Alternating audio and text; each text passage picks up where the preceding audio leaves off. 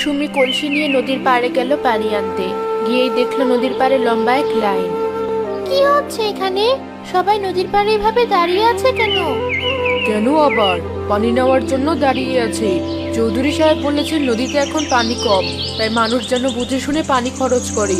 সেজন্য তিনি প্রতি কলসি পানির জন্য আমাদের কাছে কিছু টাকা নেবেন। এটা আবার কেমন কারণ? মানুষের কাছ থেকে টাকা মারার নতুন আরেক ফন্দি বের করেছে চৌধুরী সাহেব। এই সবাই তাড়াতাড়ি করো, আর যারা টাকা ছাড়া দাঁড়িয়ে দাঁড়িয়েছো তারা সরে যাও লাইন থেকে। আমার কাছে 2 পয়সাই আছে, এই টাকা দিয়ে কতটুকু পাওয়া যাবে? মাত্র 2 পয়সা? ওই ওকে আধা কলসি পানি ভরে দে। মাত্র আধা কলসি পানি? এতটুকু পানি দিয়ে আমাদের সারাদিন কিভাবে চলবে? তো আমি কি জানি, তোমার আরো পানি লাগলে বেশি করে টাকা আনো। লাইনে দাঁড়িয়ে থেকে বাকি সবার সময় নষ্ট করো না, যাও এখান থেকে।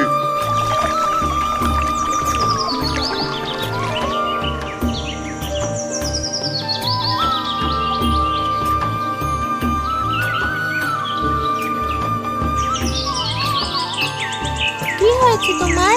তুমি এখানে কি করছো? আমার তো পানি পিপাসা পেয়েছে, পানির অভাবে নড়তে আর পারছি না। তোমার আগে এই রাস্তা দিয়ে কত মানুষ গেল, ওদের কাছে আমি কতবার পানি চাইলাম, কিন্তু কেউ আমাকে এক ফোঁটা পানি দিল না। কি করবে বলো? নদীর পানিটুকু আমাদেরকে টাকা দিয়ে কিনে খেতে হচ্ছে, তাই কেউ বাড়তি পানি খরচ করতে চাইছে না। আমার নিজেরও পানি অনেক কম, এটুকু পানি দিয়ে সারাদিন কিভাবে চলবো? তাহলে তুমি আমাকে পানি দেবে না? কি আর করার, পানির অভাবে মরতে হবে আমাকে। তুমি থাকো, আমি এখনই আসছি। কি হলো, মেয়েটা গাছের পাতা ছিঁড়ছে কেন? পাতা দিয়ে কি করবে? এই নাও, এই পাতাটায় করে তোমায় একটু পানি দিলাম। এই পানিটুকু খেয়ে তুমি তোমার জীবন বাঁচাও। আমার জীবন বাঁচানোর জন্য তোমাকে অনেক ধন্যবাদ। আচ্ছা, আমি তাহলে আসি। তারা আগে যেও না, কি হলো? তোমার কলসিটা একটু নামাও, আমার একটা কাজ বাকি আছে। এই নাও। এ কি, তুমি ঠোকর দিয়ে আমার কলসিটার মাথা ভেঙে দিলে কেন? এখন থেকে তুমি এই কলসিটাতে যে জলই রাখবে সেটা সোনার জল হয়ে যাবে। আর সোনার জলটুকু তুমি যদি অন্য পানির সাথে মেশাও, সে পানিটুকু সোনার পানি হয়ে যাবে। তুমি কি বলছো এসব? এখন হয়তো তুমি আমার কথায় বিশ্বাস করছো না, কিন্তু পরে ঠিকই করবে। আমি তাহলে চললাম।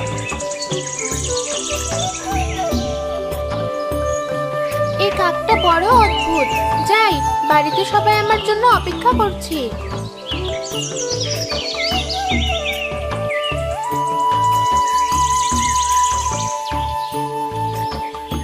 আপু, পানি এনেছিস? অনেকক্ষণ ধরে তোর জন্য অপেক্ষা করছি। আজ ফিরতে এত দেরি করলি যে? চৌধুরী সাহেব এখন নদীর পানি দেওয়ার জন্য টাকা নিচ্ছেন। আমার কাছে যে 2 পয়সা ছিল, ওইটুকু দিয়ে মাত্র আধা কলসি জল আনতে পেরেছি। আপু, তুই ওদেরকে টাকা দিতে গেলি কেন? এত বড় নদী, যেখান থেকে মন চায় সেখান থেকে একটু পানি তুলে আনলেই হতো।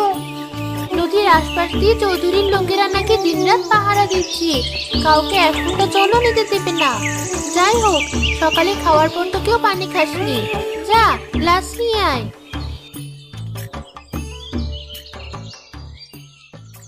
এই নাও গ্লাস, পানি দাও আমাকে। এই নে। মেরি, আপু, দাঁড়া, পানিটার রং দেখ কেমন যেন। তাই তো, কিন্তু পানি নেওয়ার সময় তো ঠিক রঙই দেখলাম, এখন আবার এই রং কিভাবে হলো? আমার কাছে তো এই পানি দেখতে সোনার মনে হচ্ছে। আর দেখ, রোদে ধরার পরে পানি কেমন চকচক করছে। তাই তো, তার মানে কি কাকটা সত্যি কথাই বলেছিল? কোন কাক? রবিন, ঘরে কোথাও সামান্য পানি পেলে নিয়ে আয়, একটা পরীক্ষা করতে হবে। আপু, তুই এই পানি সত্যি নদী থেকে এনেছিস? তা এনেছিলাম, কিন্তু কাকটাই হয়তো কোনো জাদু করেছে এই পানির উপর, তাই এই পানি সোনার হয়ে গেছে। এই রে আপু, পানি।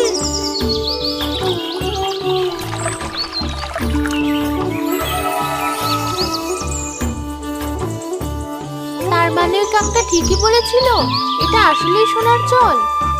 কিন্তু এগুলো কি সত্যিকারের সোনা? বজলু চাচা তো সোনা নিয়ে কাজ করে। দাঁড়া, তার কাছে গিয়ে জিজ্ঞেস করে দেখি।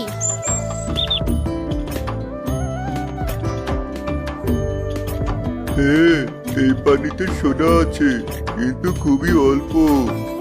এই পানি কি খাওয়া যাবে চাচা?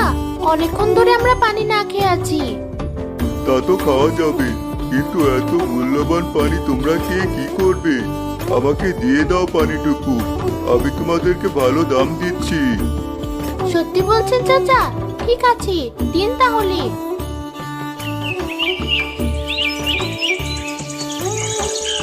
আপু, এই টাকাগুলো দিয়ে তুমি কি করবে এখন?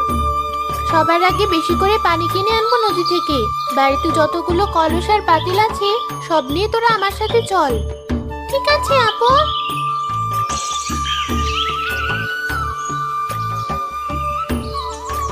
এতগুলো কলসি আর পাতিল যে গাড়ি করে নিয়ে এসেছো, এত পানি নেওয়ার মতো টাকা কি তোমাদের কাছে আছে?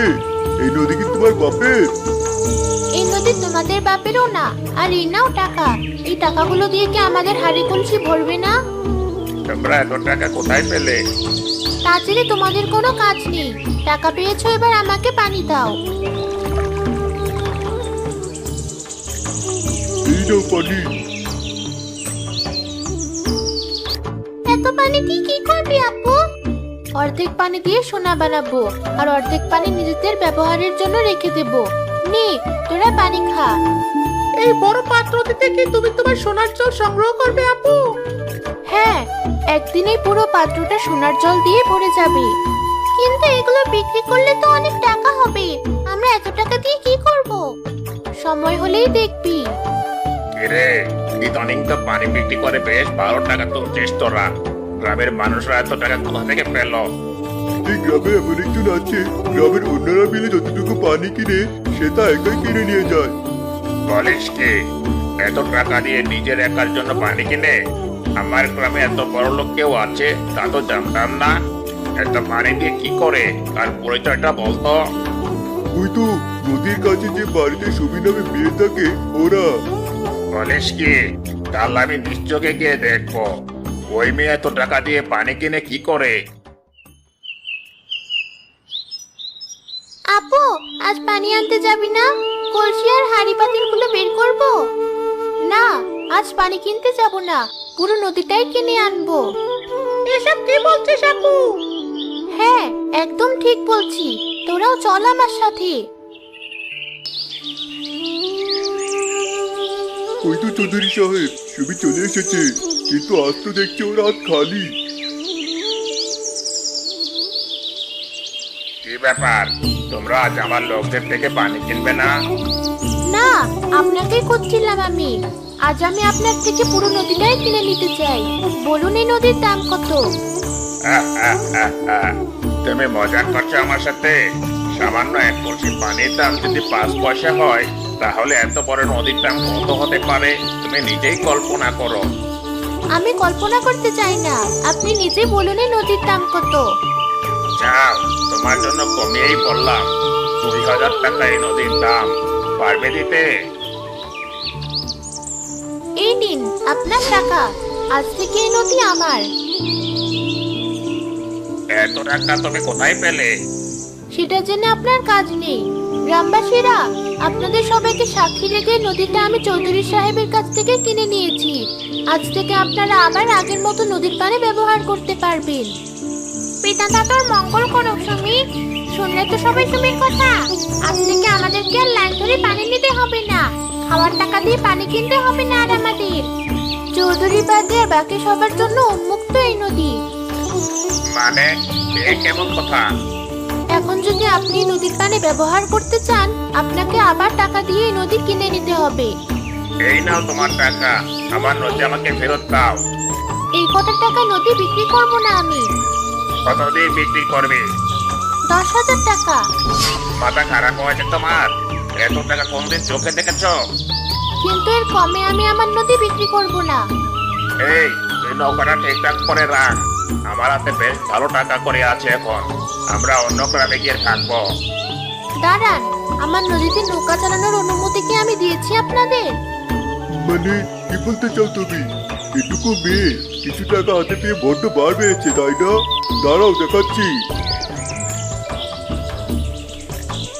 খবরদার ওর গায়ে হাত দেবে না তোমরা। এতদিন অনেক অত্যাচার সহ্য করেছি তোমাদের, আর না। বলো নিজের জান নিয়ে বাড়ি ফিরতে চাইলে আমাদের নদী থেকে দূরে সরো, নয়তো পুরো গ্রামবাসী মিলে তোমাদের এমন অবস্থা করবো। ঠিক আছে ঠিক আছে, এই তোরা এদিকে চলে আয়, দেখি অন্য উপায় বের করা যায় কিনা।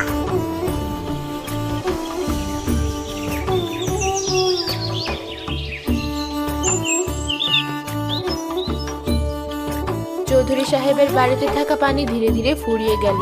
তিনি বাধ্য হয়ে গ্রামের বাকিদের কাছে পানি চাইলেন, কিন্তু কেউ তাকে সাহায্য করতে রাজি হলো না।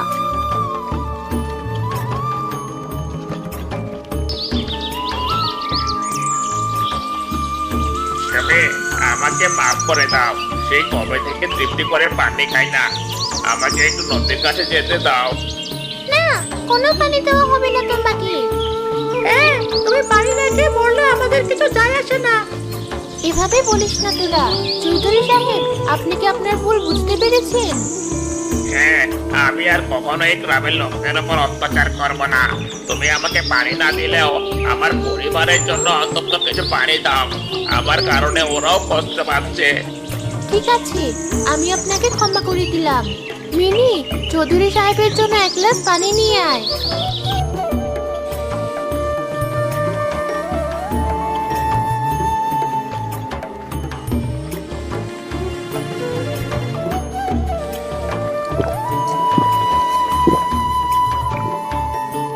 তোমাকে ধন্যবাদ। আর আজ থেকে আপনারাও বাকিদের মতো নদীর পানি ব্যবহার করতে পারবেন। এই নদী সবার জন্য উন্মুক্ত। ধন্যবাদ, আমি তোমার প্রতি অনেক কৃতজ্ঞ।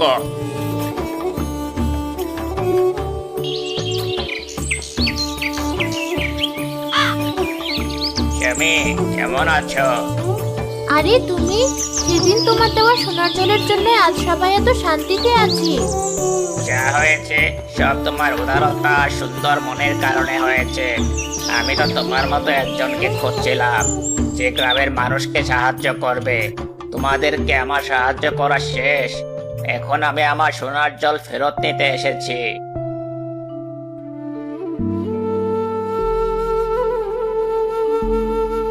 এই নাও, এই কলসিতে থাকা জলটুকুই অবশিষ্ট সোনার জল। কাকটা সে সোনার জলটুকু পান করে সেই গ্রাম থেকে দূরে চলে গেল।